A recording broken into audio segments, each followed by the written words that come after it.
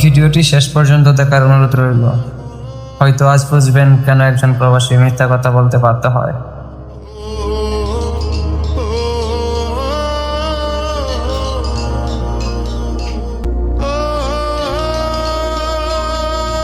আঙ্কেলের কল।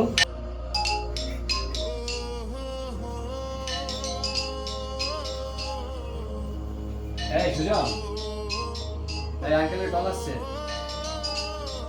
তাড়াতাড়ি বেরো।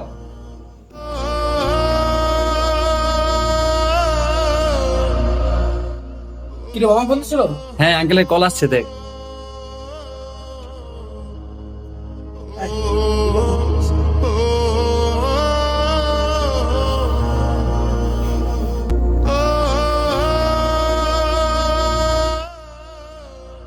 হ্যালো, আসসালামু আলাইকুম আব্বা। ওয়ালাইকুম আসসালাম। কেমন আছেন? ভালো আছেন? আলহামদুলিল্লাহ ভালো আছি। তুই কেমন আছিস? এই তো আমি আলহামদুলিল্লাহ ভালো। আপনার শরীরটা কিরকম? আছে বাবা, ভালো আছি। কি করতেছস তুই? এই তো কাজ থেকে এসে গোসল করলাম, এখন খাবো। ও ভালো।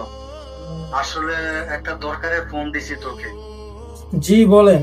তুই এই মাসে যে টাকাটা পাঠাইছিলি, বাড়ির কিছু কাজ করলাম, তোর বোনের পড়াশোনা খরচও দিলাম। এখন আমার একেবারে খালি।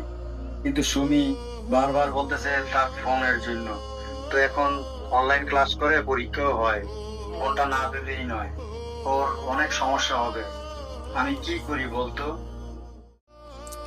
আচ্ছা বাবা, দেখি আমি কোন জায়গাতে ম্যানেজ করে দিতে পারি একটা ফোন কিনা। কোন যেহেতু অনলাইনে ক্লাস, ফোন তো দিতেই হবে, না দিলে তো আর নাই। হ্যাঁ বাবা, একটু ম্যানেজ করে দেখ তো। ওর ফোনটা খুবই দরকার, যদি দেস একটু ভালো হবে। আচ্ছা, তো আপনারা খাওয়া দাওয়া করছেন নি রাতে? কি রাঁধছেন আপনারা? কি খাইছেন রাতে? তুই যে টাকা পাঠিয়েছিলি, ওই টাকা দিয়ে গরু মাংস কিনছি, আর সেটা রান্না করছে তোর মায়ে। ওইটা দিয়ে সবাই খাওয়া দাওয়া করলাম। তো বাবা, তোদের এখানে কি রান্না করছস? কি দিয়ে খাবি আজকে ভাত?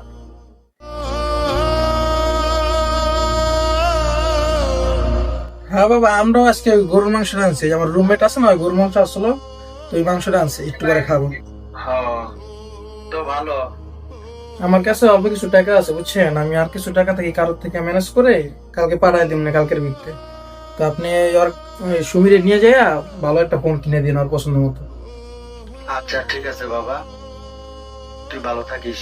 আচ্ছা, তো ভালো থাকেন। আসসালামু আলাইকুম। ওয়ালাইকুম আসসালাম।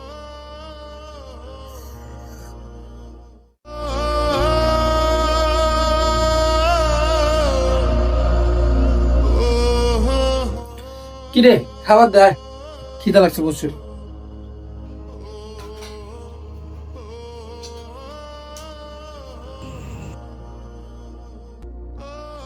কিরে, আর কত মিথ্যা কথা বলবি?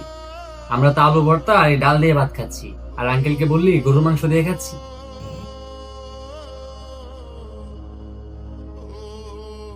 হ্যাঁ রে পাগল, তুই তো জানো যারা প্রবাসে থাকে তার কখনোই বাড়িতে কষ্টের কথা বলে না। কারণ আমি যদি আমার কষ্টের কথা বাড়িতে বলি যে আমি ডাইলার আলু ভর্তা ভাত খেতেছি, তাহলে আমার বাপ মা শান্তিতে 2 মিনিট ভাত খেতে পারবো না। কিন্তু তুই তো সবসময় তোর নিজের কথা বাদ দিয়ে বাবা আর বোনের কথাই ভাবিস, তোর নিজের জন্য কিছু ভাববি না? আমার প্রবাসে আসার একটাই স্বপ্ন, যে আমার ছোট বোনটাকে পড়াশোনা করায় ভালো একটা জায়গায় বিয়া দিব, আর আমার বাবার যত দুঃখ কষ্ট আছে সব দুঃখ কষ্ট একদিন মুছে দিব। আর আমার নিজের স্বপ্ন, সেইগুলো না হয় একটু দেরিতেই পূরণ হবে, এখন তো আমি বেঁচে আছি।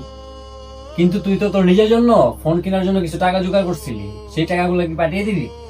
কি করব বল, ওর পড়াশোনারও তো আগে। এখন আমি না হয়তো 2-3 মাস পরে কিনলাম ফোন, কোনো সমস্যা নেই, কিন্তু ওর পড়াশোনা তো আর বন্ধ করে রাখা যাবে না।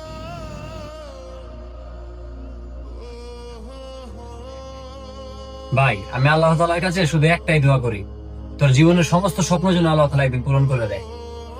দোয়া কর বন্ধু, আল্লাহ যেন সবসময় আমার পরিবারের মধ্যে হাসি রাখে।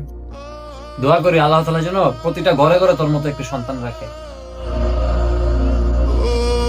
প্রবাসীরা অনেক সময় মিথ্যা কথা বলে থাকে, বলে আমি ভালো আছি, কোনো কষ্ট নেই। কিন্তু সেই মিথ্যার আড়ালেই লুকিয়ে থাকে হাজারো নির্গুম রাগ, অগণিত চোখের জল, একাকিত্ব আর অসীম ত্যাগ। তাই প্রবাসীর মিথ্যাকে কখনো প্রতারণা ভেবো না, সেটা আসলে ভালোবাসার আরেকটি নাম।